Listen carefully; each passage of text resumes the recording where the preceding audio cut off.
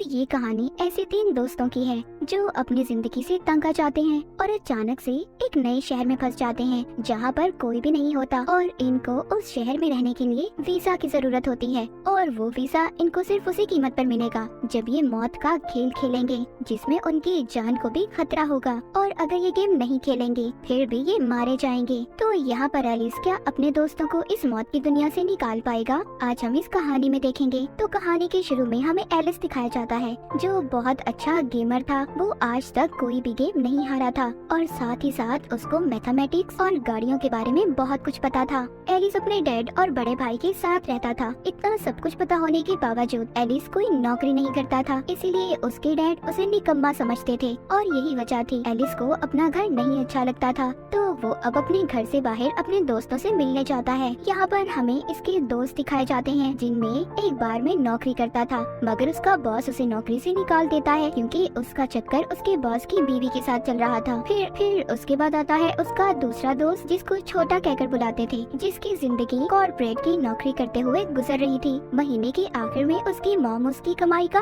बड़ा हिस्सा ले जाया करती थी। तो इन तीनों की जिंदगी को देखकर ऐसा लगता है कि तीनों ही अपनी जिंदगी से काफी परेशान थे, मगर जब ये आपस में मिला करते थे तो अपने सभी कामों को भूल जाया करते थे। एक दिन वो सिगरेट पीते हुए सोचते हैं कि काश ज़ॉम्बी ब्रेकडाउन हो जाए जिससे सब अपनी अपनी जिंदगियां दोबारा से शुरू कर सके। तभी वो रोड के दरमियान में मस्ती करने लगते हैं जिससे एक गाड़ी का एक्सीडेंट हो गया था। पुलिस भी इनके पीछे लग गई थी। तभी वो एक बिल्डिंग के बाथरूम में आकर छुप जाते हैं, लेकिन अचानक से सभी लाइट्स बंद हो जाती हैं और इनको किसी की भी आवाज नहीं आ रही थी। जब ये बाहर जाकर देखते हैं तो बाहर कोई भी नहीं था। पूरा शहर वीरान सुनसान था, ना कोई जानवर ना कोई इंसान, यहाँ तक कि पूरे शहर में लाइट भी नहीं थी। पर एक बिल्डिंग के बाहर लाइट्स जली हुई थी। जब ये अंदर जाते हैं तो वहाँ पर गेम एरिया लिखा हुआ था। जब ये थोड़ा सा और आगे जाते हैं गेट पर लेजर लाइट जल जाती है और वहाँ पर इन्हें बहुत सारे फोन भी रखे हुए मिलते हैं। जब वो फोन को उठाते हैं तो इनके फेस से उन फोन्स के लॉक खुल गए थे जिसमें इन्हीं फोन पर इन्हें गेम रूल्स उनके असूलों के बारे में पता चलेगा और साथ ही फोन पर एक टाइमर भी शुरू हो जाता है। फिर वहाँ पर एक लड़की आती है जो इस दुनिया में पहले से मौजूद थी। वो छोटे का आईडी कार्ड लेकर गेट के बाहर फेंक देती है। लेजर लाइट की वजह से कार्ड जल गया था। ये इन तीनों को समझाती है अगर तुम में से कोई भी गेम खेले बगैर यहाँ से बाहर गया तो ऐसे ही मारा जाएगा। वहाँ पर इनके पास एक और कॉलेज स्टूडेंट आ जाती है। इनकी गेम अब शुरू हो गई थी। पहली गेम का नाम था डेड और अलाइव, मरो या जियो, और इस गेम का लेवल था 3 ऑफ क्लब्स जो इस ताश के कार्ड का नाम है। अब ये एक कमरे में आ जाते हैं। उसमें 2 दरवाजे थे जिन पर डेड और अलाइव लिखा हुआ था। उनको बताया जाता है कि इन्होंने अगर सही दरवाजे को ना खोला तो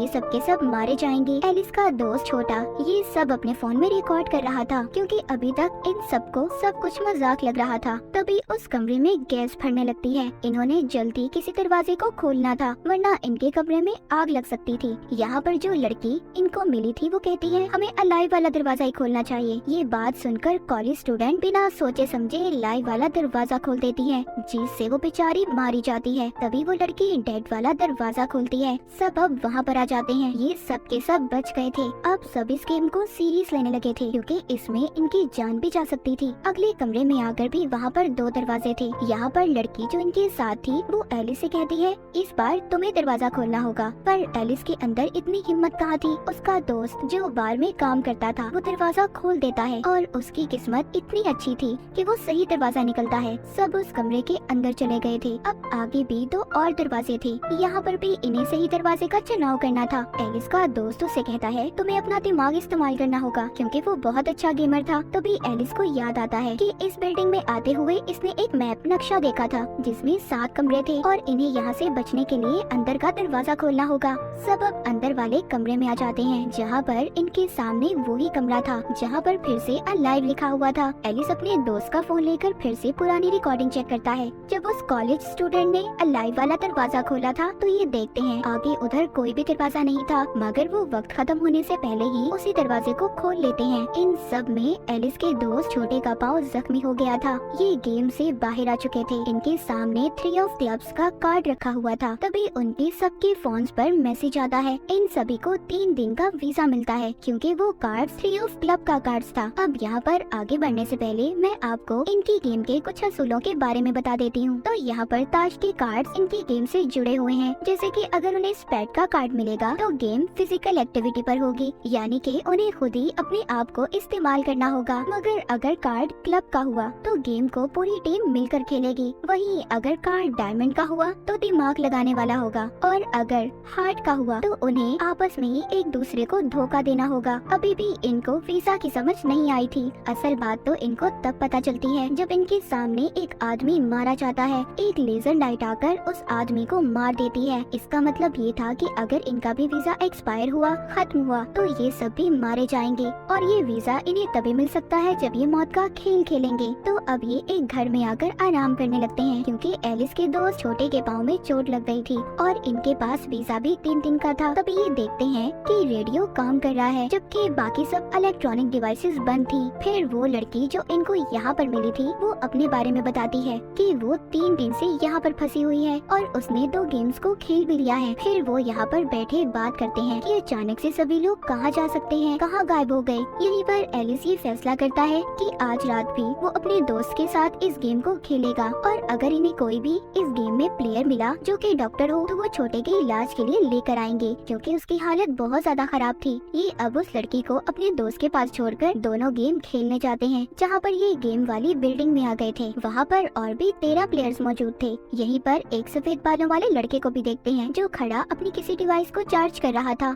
हम एक और लड़की यूसीगी को भी देखते हैं जो एक बेहतरीन माउंटेन क्लाइंबर थी। उसको पहाड़ों पर चढ़ने का बहुत शौक था, मगर उसको अकेले ही काम करना अच्छा लगता था। यहाँ पर इस गेम का नाम टैग था, यानी कि उन्हें टैगर निशानेबाज से बचना था। यहीं पर इस गेम का लेवल 5 ऑफ स्पेड था, मतलब ये गेम फिजिकल एक्टिविटी, यानी कि अपनी जान इन्हें उस निशानेबाज से बचानी होगी। उन्होंने इस गेम में एक ऐसे कमरे को ढूंढना था जिसमें एक बटन है, उसको दबाने से गेम खत्म हो जाएगी, और इसे खेलने का टाइम 20 मिनट का था। अगर इन्होंने इस गेम को खत्म ना किया तो पूरी बिल्डिंग वहीं पर ब्लास्ट हो जाएगी, सबके सब मारे जाएंगे। अब सब अलग अलग होकर उस दरवाजे को ढूंढने लगते हैं। ऊपर वाली बिल्डिंग पर सफेद बालों वाला लड़का भी खड़ा था जो सबको हाथ हिला रहा था, लेकिन अचानक से उधर निशानेबाज आ जाता है जिसने घोड़े का मास्क पहना हुआ था। यहीं पर मौत का खेल शुरू हो गया था। वो बगैर देखे ही सब पर गोलियों के निशाने लगाकर उन्हें मार रहा था। एलिस उसे देखकर समझ जाता है कि उसने जो मास्क पहना हुआ था उस वजह से वो सिर्फ सामने ही देख सकता था, अपने दाएं बाएं नहीं देख सकता था। ये बात एलिस वहाँ पर सबको बता देता है। तभी यूसीगी वहाँ से पाइप से मदद लेकर ऊपर वाली मंजिल पर जाकर दरवाजे को चेक कर रही थी। एलिस को यहाँ पर एक और प्लेयर मिलता है जिसका नाम एगोनी था, और उसने हाथ पर अजीब सी घड़ी भी बांधी हुई थी। एगोनी एक ट्रेन फाइटर था। वो अपने साथी से कहता है तुम उस निशानेबाज का ध्यान भटकाकर नीचे की तरफ लाओगे और मैं उसको पीछे से मार दूंगा। जब वो उसे नीचे लाता है तो एगोनी उसे नहीं मारता, बल्कि उसकी गोलियों के खत्म होने का इंतजार कर रहा था और अपने साथी को मरवा देता है। एगोनी कितना अजीब है ना। वो उसके बाद उस निशानेबाज पर गैस छोड़ता है और उसे मारने की कोशिश करता है। इसी दौरान एलिस को भी एक दरवाजा मिल गया था जहाँ पर बहुत सारे गोलियों के निशान थे, वरना अगर वहाँ पर कुछ ना होता तो निशानेबाज उस दरवाजे पर इतनी गोलियां ना चलाता। सफेद बालों वाला लड़का भी इस बात को समझ गया था। वो एलिस के साथ उसी कमरे में जाता है, पर वहाँ पर उनका सामना एक और निशानेबाज से होता है। पर यहाँ पर ये सफेद बालों वाला लड़का अपनी डिवाइस से उस निशानेबाज को झटका देता है, जिस डिवाइस को हमने शुरू में चार्ज होते देखा था। लेकिन वो निशानेबाज दोबारा से होश में आकर इन पर हमला करता है। एलिस बचते हुए एक और कमरे में आ गया था जहाँ पर ये देखता है उधर 2 बटन थे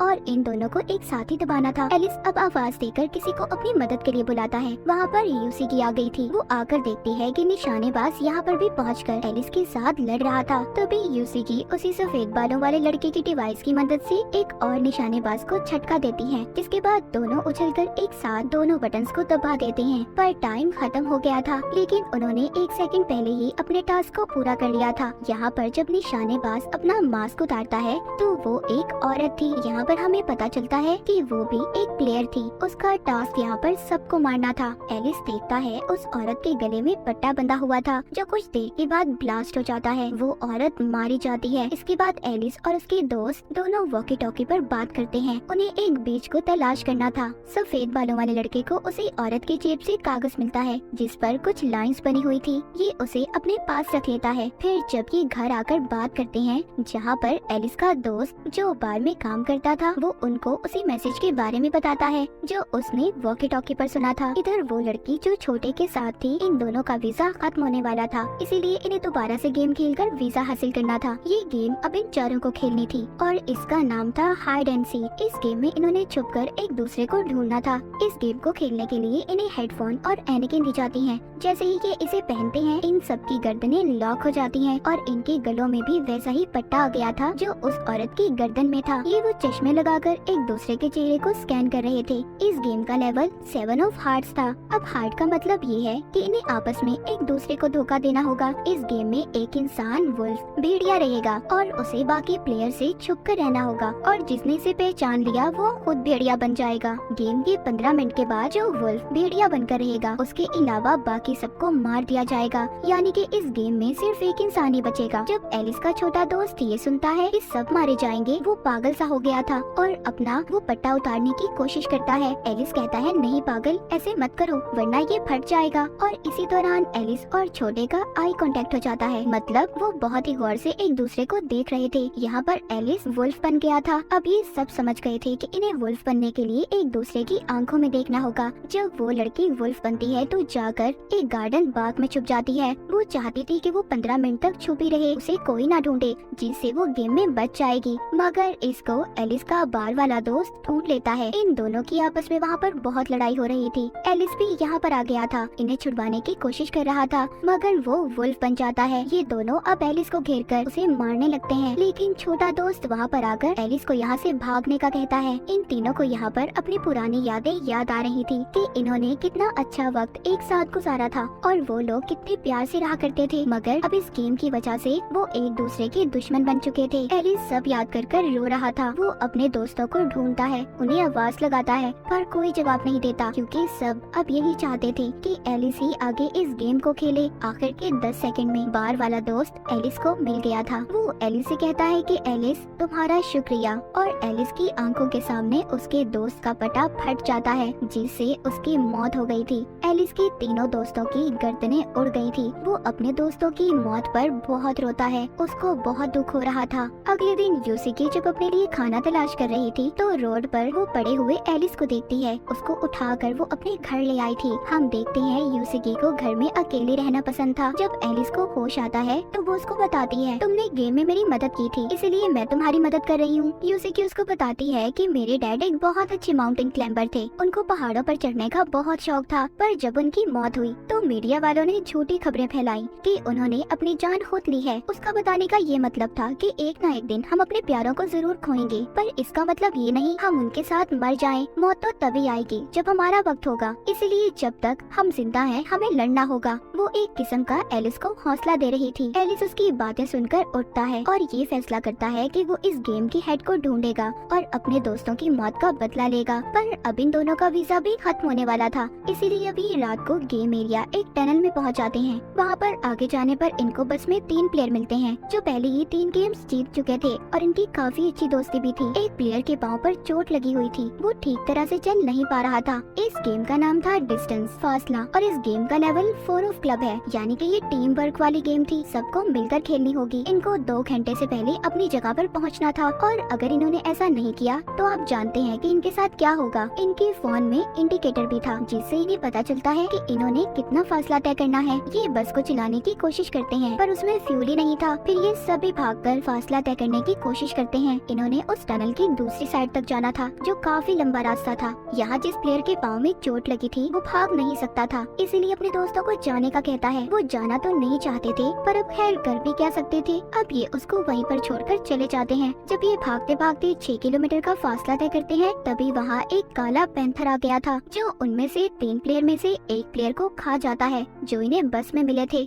जब पैंथर उसको खा रहा था तो बाकी के तीनों मौका देखकर आगे भागते हैं। जब आगे जाते हैं तो एलिस उधर एक बाइक देखता है। अब बाइक में फ्यूल तो था लेकिन बैटरी नहीं थी, इसलिए ये इस बाइक को वापस से बस की तरफ ले जाने का फैसला करता है ताकि बस में इस बाइक का फ्यूल डाल दे और जो बस में प्लेयर है जिसकी टांग पर चोट लगी हुई है वो भी बच जाए। इधर यूसिकी और इसके साथ एक प्लेयर टनल के आखिर तक आ गए थे मगर उधर पानी के बैरियर्स थे जिसमें बहुत सारा पानी था और गेम के खत्म होते ही वो पानी टनल में आएगा, सबके सब मारे जाएंगे। पानी अब टनल में आने लगता है। वो प्लेयर जो यूसिकी के साथ था वो उसे बचाने की कोशिश करता है। एलिस भी बस को लेकर आ गया था जहाँ पर यूसिकी अपना हाथ एलिस की तरफ बढ़ाती है जिससे वो तो अब बस में आ गई थी पर उनकी बस पानी में डूब जाती है। जब पानी वापस जाता है तो ये निकलकर बस के ऊपर खड़े हो गए थे।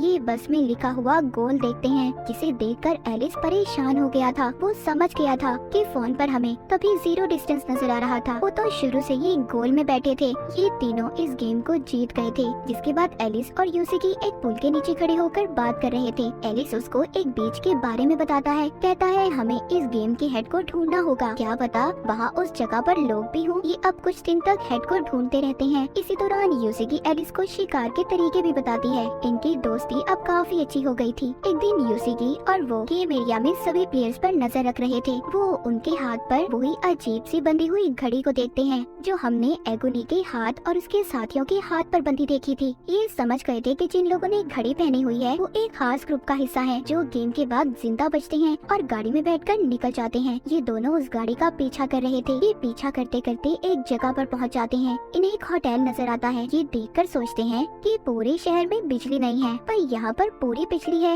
इतने में कोई वहाँ पर आकर इन्हें बेहोश करके अपने साथ ले गया था। जब इनको होश आता है तो इनके सामने कुछ लोग थे। वहाँ पर एक आदमी जिसको सब हेटर कहते थे कहता है मैं यहाँ का किंग हूँ और उसको रियल वर्ल्ड असल दुनिया में भी जाने का रास्ता पता था। उधर दीवार पर सभी ताश के कार्ड्स थे। वो बताता है कि यहाँ के सब लोग मेरे खास आदमी हैं। वो गेम को जीतकर मेरे पास कार्ड्स को जमा करवा देते हैं और अगर तुम में से किसी एक को भी सारे कार्ड्स मिल जाते हैं तो एक ही असल दुनिया में जा सकता है। वो इनको कहता है कि तुम्हें अब एक और गेम खेलनी होगी। वो ये कि अगर तुम जीत जाते हो तुम्हें उसी कार्ड को मेरे पास जमा करवाना होगा और अगर ऐसा नहीं किया तो तुम जानते ही हो तुम्हारे साथ क्या होगा। एलिस और यूसिकी के पास कोई और रास्ता नहीं था इसलिए दोनों हेटर की बात को मान लेते हैं। रात को ये जब सबके साथ गेम खेलने जाते हैं तो वहाँ पर एगोनी और सफेद बालों वाले लड़के को भी देखते हैं। इस गेम में इन्होंने 4 जंगली जानवरों को मारना था जिसमें पिग, टाइगर, पैंथर और ईगल है। एगोनी की टीम के पास हथियार थे इसीलिए आराम से वो जानवरों को मार देते हैं। उधर दूसरी तरफ यूसिकी की टीम को एक टास्क दिया जाता है कि उन्होंने अंधेरी बिल्डिंग में एक नंबर को ढूंढना था और उनके पास सिर्फ 9 माचिस की तिलियां थी। यूसिकी को भी वो नंबर मिल जाता है। असल गेम तो एलिस के साथ थी। एलिस को एक लड़की जो कि एक सर्जन थी हेटर के ग्रुप से थी इसलिए एलिस का टेस्ट ले रही थी कि वो काबिल है या नहीं कि उसे हेटर की टीम में रखा जाएगा या नहीं। जो एलिस के साथ ही लोग गेम खेलने वाले थे उसका नाम था लाइट बल्ब। सभी प्लेयर्स को बिजली के ट्रांसफार्मर्स के नीचे खड़ा किया जाता है और टनल में भी पानी भर रहा था। इस गेम का लेवल था 4 ऑफ डायमंड्स। मतलब यहाँ पर एलिस को अपना दिमाग लगाना था। इनके सामने एक बल्ब था और सामने 3 स्विचेस थे A, B और C। इन्हें पता करना था कि किससे बल्ब चलेगा मगर इनकी असल परेशानी ये थी कि बल्ब वाला दरवाजा बंद हो जाएगा। इनको नहीं पता चलेगा कि बल्ब चल रहा है या नहीं। वहीं पर एक लड़की तारों को जब चेक करती है तो बेचारी बेमौत मारी गई थी पर एलिस अपना दिमाग लगाता है और इस टास्क को भी पूरा कर लेता है। मतलब B से स्विच चलाना था। उस सर्जन को जवाब पहले ही पता था पर वो एलिस को कुछ भी नहीं बताती। अब खैर एलिस दोबारा से होटल आता है। एलिस को हेटर के सामने पेश किया जाता है क्योंकि एलिस भी अब इसकी टीम का हिस्सा बन चुका था। आज के दिन हेटर का भी वीजा खत्म होने वाला था इसलिए वो सबको बताता है कि आज रात वो गेम खेलने जाएगा। एगोनी यहाँ पर अपने साथियों को इशारा करता है शायद आज कुछ होने वाला था। रात को हेटर के जाने के बाद अगली सुबह एलिस और यूसिकी सबसे पूछते हैं कि असल दुनिया में जाकर उनके साथ क्या होता है। कोई कहता है क्या पता वो अगली गेम में फंस जाएं। कोई कहता है वो लेजर लाइट से मारे जाएंगे। किसी के पास भी सही जवाब नहीं था। तभी एलिस को गोलियों की आवाज सुनाई देती है। जब ये देखने जाता है तो उधर एगोनी के आदमी बहुत सारी लाशों को डस्टबिन में डाल रहे थे। इधर सफेद बालों वाला लड़का आता है और बताता है कि ये सब उन लोगों की लाशें हैं जिन्होंने इस होटल के असूलों को नहीं माना था और मेरे पास यहाँ से निकलने का एक प्लान है। वो कहता है कि हमें सबसे पहले हेटर्स के सभी कार्ड्स को चुराना होगा। हम उस पर एतबार नहीं कर सकते कि वो हमें असल दुनिया में भेजेगा भी या नहीं। एलिस भी मान जाता है। जब इनको मीटिंग में बुलाया जाता है तो इन्हें वहाँ जाकर पता चलता है कि हेटर मर गया है। एगोनी बताता है कि हेटर गेम में मारा गया मतलब उसका भी खून हो गया था। एगोनी खुद को उसके मरने के बाद वहाँ का किंग बना लेता है। जब सब प्लेयर्स को ये बात पता चलती है कि एगोनी अब उनका नया किंग है और हेटर मर चुका है सभी बहुत परेशान हो गए थे। इसी दौरान सफेद बालों वाला लड़का एलिस को एगोनी के कमरे में भेजता है ताकि उसकी तिजोरी में से वो सभी कार्ड्स को चुरा सके। ये एलिस को जब पासवर्ड बताता है तो वो गलत था। वहाँ पर सायरन बजने लगते हैं। सफेद बालों वाले लड़के ने पासवर्ड तो सही बताया था पर एलिस गलत तिजोरी की तरफ चला गया था। जब एगोनी के आदमी एलिस को पकड़कर मार रहे थे तो एगोनी वहाँ पर हिरन वाली पेंटिंग की तरफ देख रहा था। सफेद बालों वाला लड़का समझ गया था कि तिजोरी उस पेंटिंग के पीछे हैं। उधर एलिस को इन लोगों ने पकड़ लिया था।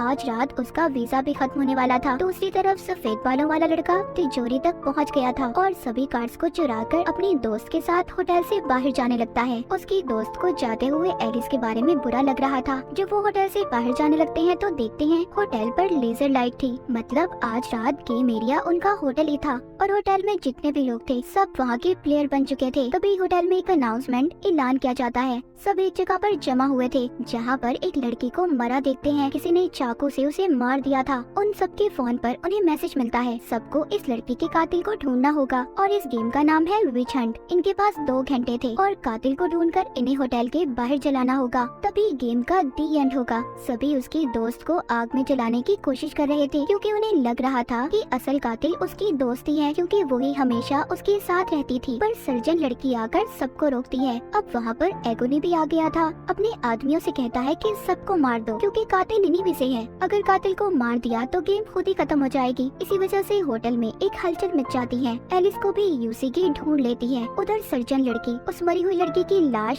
से चाकू निकालकर उस पर उंगलियों के निशान को चेक करती है। छत पर सफेद बालों वाला लड़का एगोनी के आदमी से मिलकर कहता है हम में से कोई तो है जो गेम मास्टर से मिला हुआ है और उसको हमारी सारी इन्फॉर्मेशन दी है। पर ये सब सुनकर उस आदमी को बहुत गुस्सा आता है। वो सफेद बालों वाले लड़के को शूट करने वाला था। तभी उधर वो उल्टा फ्लेयर गन से उसे ही आग लगा देता है। सर्जन को भी पता चल चुका था कि असल कातिल कौन है। इससे पहले वो सबको बताती कुछ लोग आकर उसे बेहोश कर देते हैं। एगोनी सबको जमा करता है। एलिस कहता है असल कातिल तुम हो। एगोनी कहता है हाँ मैंने मारा था उस लड़की को। पर किसी के अंदर भी हिम्मत नहीं थी कि एगोनी पर कोई गोली चलाता। एलिस कहता है नहीं तुमने उस लड़की को नहीं मारा बल्कि हैटर को मारा है। एगोनी ने हैटर को इसलिए मारा था क्योंकि हैटर का दिमाग इन लोगों के दरमियान में रहकर खराब हो चुका था। वो इस गेम के पीछे कुछ भी करने को तैयार था लेकिन वो उसका बहुत अच्छा दोस्त था। वो उसे कभी भी गंवाना नहीं चाहता था। इसीलिए अब उसको लग रहा था कि हैटर की मौत के जिम्मेदार सब लोग हैं। इसीलिए उसने होटल में कत्लेआम शुरू करवाया था। एलिस कहता है कि गेम मास्टर हमारे साथ अभी भी गेम खेल रहा है ताकि वो हमें यहाँ पर फंसा सके।